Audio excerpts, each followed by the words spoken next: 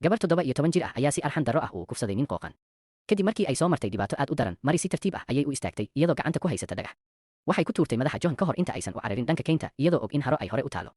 Si aan kala joogsi lahayn ayay u oroday kadibna biyaha ayay isku tuurtay iyada oo dabaalanaysa 10 mitir isla markiiba. Waxay u muuqatay inay ku dhowdahay inay ka baxsato gacantiisa, laakiin markaas John ayaa qorigiisa kor u qaaday oo bilaabay inuu ku rido Mari. Rasaas badan ayaa ku dhacday Mari. Dhiig ayaa isla markiiba harada ku casaaneeyay. Markuu arkay Mari oo aan dhaqaaqayn, John wuxuu go'aansaday inuu ka tago si ay u dhimato. Dibadda roob culus ayaa bilaabmay. Gawaaridu ma socon karin, sidaas darteed afartii qof waa inay lug ku socdaan. Habeenkii markuu dhacay, ugu dambeyn waxay gaareen villa. Si yaab leh, tani waxay ahayd guriga Mari, laakiin Jack si diiran ayuu u soo dhaweeyay afarta, isagoo ka caawiyay saaxiibadiis inay daryeelaan dhaawacyadeeda isla markaana siiyaan cunto iyo sahay.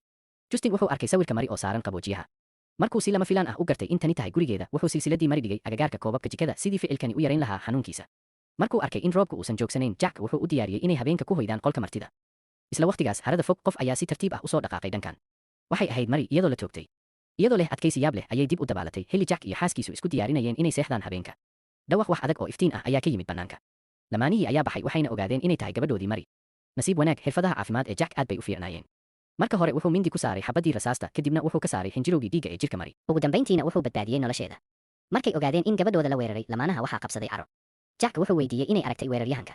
Laakiin Mari iyadoo daciif ah, mar kale ayay miyir beeshay. Xaaskiisa ayaa markaas tustay silsiladii iyadoo sharxaysa in laga helay jikada.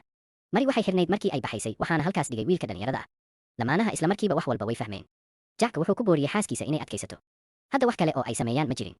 Mudnaantooda degdega ah waxay ahayd badbaadinta nolosha gabadhooda. Iyadoo aan signal jirin ma wici karin gargaar.